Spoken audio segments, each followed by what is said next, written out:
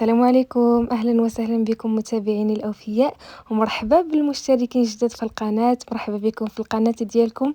إن شاء الله يا ربي غترقى بكم وغتكبر بكم. اليوم إن شاء الله مع اقتراب العيد المبارك قررت نشارك معكم جوج الأنواع ديال الصابلي. إن شاء الله في أقل من 6 دقائق غادي نوجدوا معكم جوج أنواع ديال الصابلي لذاذ بزاف، راقيين في المنظر ديالهم وساهلين في المكونات ديالهم.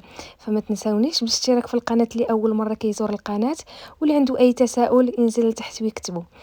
غادي نحتاج فيوتين، واحد الكاس ديال الفيوتين، الدقيق، غنحتاج معلقه ديال الكليكوز، غنحتاج نص كاس ديال اللوز محمر ومطحون بالقشور. هنايا غادي نبدا نخدم 250 غرام ديال الزبده، زدت عليها السكر كلاصي، واحد كاس ديال السكر كلاصي. غنخدمو مزيان حتى نحصل على واحد القوام لين في يدي بحال هاد الشكل هذا. من بعد غنضيف باقي المكونات. غادي نضيف معلقه ديال الكليكوز. بالنسبه لبنات الكليكوز كيعطي واحد القرمشه الصابلي ديالنا. نضيف ديك نص كاس ديال اللوز اللي حمرت وطحنت بالقشور.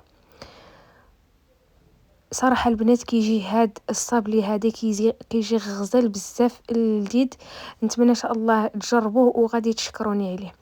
كيف ما سبق لي قلت ضفت معلقه ديال الكليكوز، وكذلك غادي نضيف واحد البيضه وغنخدمها مزيان مع باقي المكونات، ونضيف الفيوتين. بالنسبه للفيوتين ضفت البنات كاس عامر ديال الفيوتين. اذا كان عندكم متوفر زيدوا، يعني كيعطي واحد القرمشه الصابلي ديالكم وواحد اللذه لا تقاوم.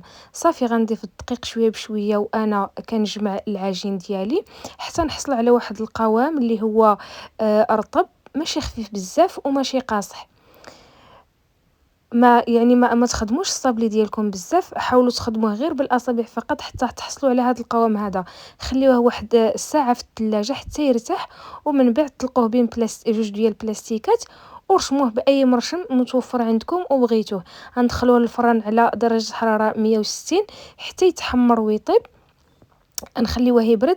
هنا البنات وجدت معكم الشكلاط اللي درت الشكلاط مع واحد شويه ديال الزيت، ذوبته ودرتو في ليمون بحال داك الشكل. هنايا خديت لي صابلي ديالي، دهنت القطعه الاولى بنسلي كراميل ودرت فوق منها القطعه الثانيه. هنايا غادي نوضع نسلي كراميل فوق القطعه الثانيه، وغادي نوضع هاد الليمونتيف ديال الشوكولا اللي سبق لي قلت لكم، يعني ساهلين. صافي غنوضعها من الفوق وغادي نزين باللوز كونكاسي محمر بحال هاد الشكل هذا. صراحه كيجي لذيذ بزاف وراقي في المنظر ديالو وفي نفس الوقت ساهل ماهل. صافي ندوزو ان شاء الله يا ربي. هذه كاضافه درت واحد شويه هنا كاضافه كيف ما كتشوفوا، درت واحد شويه ديال اللمعه في اللون الوردي. وهذا هو الشكل ديال الصابلي ديالنا. نتمنى تجربوه وتردوا عليا في التعاليق. غادي ندوزو ان شاء الله للصابلي الثاني اللي غنحتاجوا له الدقيق، 1 كيلو ديال الدقيق، 250 غرام ديال الزبده، كاس ديال الزيت، كاس ديال السكر، واحد ليمونه محكوكه، واحد جوج قطع ديال سكينجبير معسل. هنا غادي ندير الزبده مع السكر نخدمها بيدي حتى يندمج السكر مع الزيت. غنضيف عليه السكر مع الزبده، غنضيف عليه كاس ديال زيت المائده. نخدم الكل حتى نحصل على واحد القوام لين وكريمي بحال هذا الشكل هذا. صافي غنضيف ليمونه محكوكه وداك البشر ديال سكينجبير معسل، ونخلط القوام مع بعضياته، ونبدا نضيف الدقيق شويه بشويه حتى نحصل على واحد القوام اللي هو متماسك. وغادي نخليه في الثلاجه واحد ساعه باش يرتاح. وصافي غادي نطلقوا بين جوج بلاستيكات ونطبعوا بطابع مربع، نتوما على حساب الشكل اللي بغيتو رشموه. وصافي دخلوه للفران على درجه حراره 160 درجه، يطيب من التحت ومن الفوق حتى يذهب اللون ديالو. كيصير بحال هذا الشكل هذا. انا زينته بهذه الطريقه هذه، نتوما غتشوفوا معايا. درت نسلي كراميل ودرت هاد المربعات ديال الشكلاط في اللون الابيض. ان شاء الله نشاركهم معكم. هكذا درتهم مخالفين.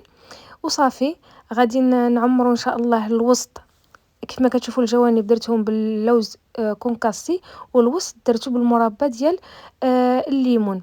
صافي زينا بشويه ديال الشوكولا في اللون الاصفر بحال هذا الشكل هذا، وكنقدموهم بالصحه والراحه. جوج ديال لي صابلي ساهلين ماهلين بمكونات اللي هما بساط، وفي نفس الوقت راقيين في المنظر ديالهم ولذاذ في المذاق ديالهم. نتمنى يعجبوكم وتجربوهم. السلام عليكم.